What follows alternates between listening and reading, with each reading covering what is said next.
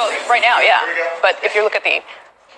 Welcome back, everybody. The most successful moneymaker in modern finance, Jim Simons, has annual returns of his flagship fund Medallion that have actually outpaced those of Warren Buffett, George Soros, or Ray Dalio. The historically tight-lipped investor has finally spoken out to our next guest.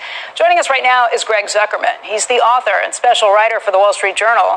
His new book is out today. It's called The Man Who Solved the Market, How Jim Simons Launched the Quant Revolution. And I read the article over the weekend and loved it. I think it's incredible to think about a guy who, when he was 40 years old, quit his profession, teaching math, turned around and launched a strip mall on Long Island. How did he make it to these levels? It's kind of a crazy thing. You would think the greatest modern-day moneymaker on Wall Street would be somebody who had some experience on Wall Street, and yet he's a complete outsider. Mathematician, was a code breaker, and as you suggest, for years struggled to try to find the formula to make it in the market, finally turned the corner, and the rest is history. But there's a lot of kind of lessons there for kind of everybody, I would think.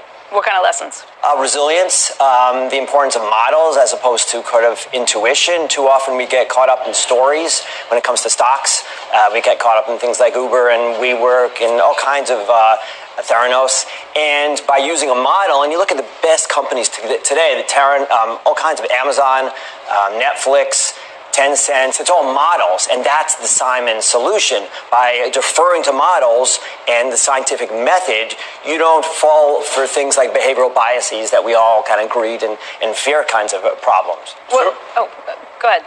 Just a quick question. As we've moved more towards passive investing, has he talked about how his ability to make better returns or worse returns has changed? Because it's a really good question. So I've talked to people inside the firm about that, and it's a real problem or challenge, I'd say, if the market is changing. So the whole genius of Renaissance Technologies and Jim Simons is that there are patterns in the market that we humans don't really pick up on, and their machines do. They use unbelievable data. They got data that nobody else has, and they pipe it in, and they can use these models. But what happens if the behavior of the market changes? And we'll see going forward. For now, there are enough dentists and people like me trading the market that they take advantage of. But we'll see if everybody goes to passive, then the nature of the market could change. What was interesting, when you say they find information nobody else has, I mean, they find information where, did they go back thousands of years to find some of these things? I thought that's what I read in the piece. As far back in the 1700s. Now, a lot of it is just kind of curiosity. They don't necessarily use what it day-to-day. What markets were they looking at? Commodity type markets or commodities, all kinds of, right. They're not the most liquid markets back then.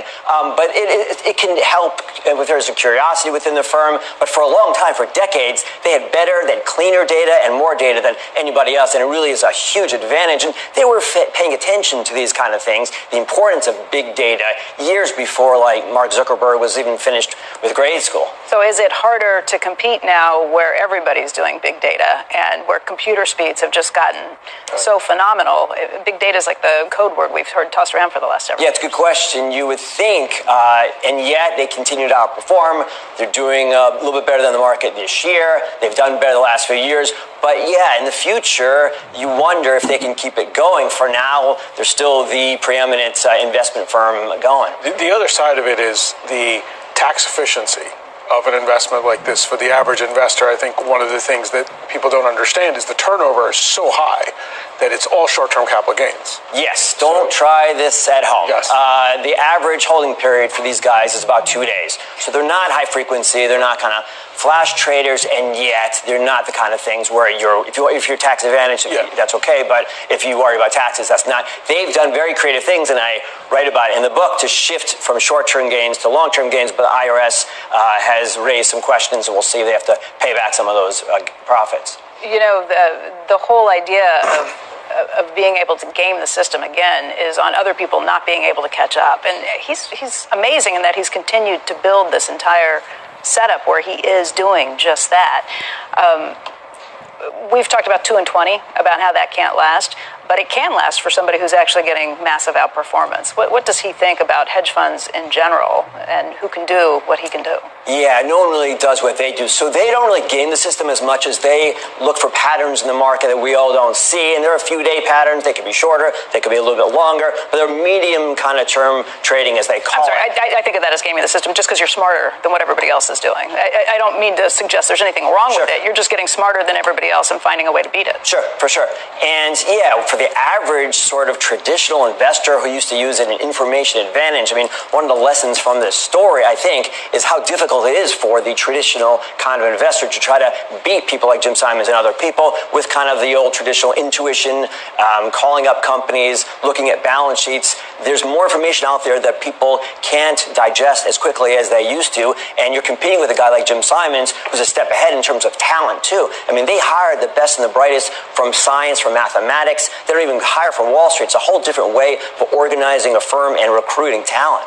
Did he ever talk about where he went wrong in any trades? Oh, yeah, many. I mean, they don't do individual trades. Their idea is what they do that's different from others. They basically go 5,000 or so stocks long, 5,000 or so short. And they're doing trades that are relative to other things, relative to indexes, relative to the rest of the market, to other groups of stocks. And they've had a series of setbacks throughout the years. And I write about them in the book, especially 2007. Have you ever seen where they get all the numbers in and Simons is there and there's the numbers, everything's figured out, it's all been plugged into the model, and someone says, so what do you think, Jim? What's your gut tell you on this one?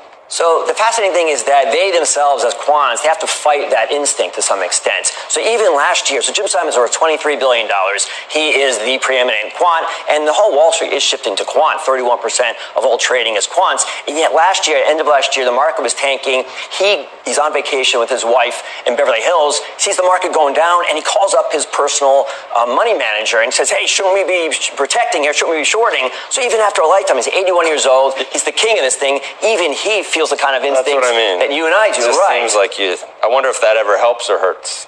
Well, they try not to override the system. Right. So, and they're scientists and mathematicians. They don't necessarily feel as emotional as you and I do. They're a kind of a different breed. I feel no emotion. I don't know nothing. Okay. I feel nothing.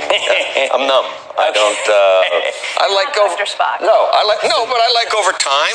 Then you can work for Renaissance Technologies and not worry about your instinct and intuition. Good. And too often that leads to problems. And that is their thesis, that if you defer to models and the scientific method, then you can outperform. Okay. Greg, thank you very much for coming in, Sure. and congratulations on the book. Thank you very much. The book, again, is called The Man Who Solved the Market, How Jim Simons Launched the Quant Revolution.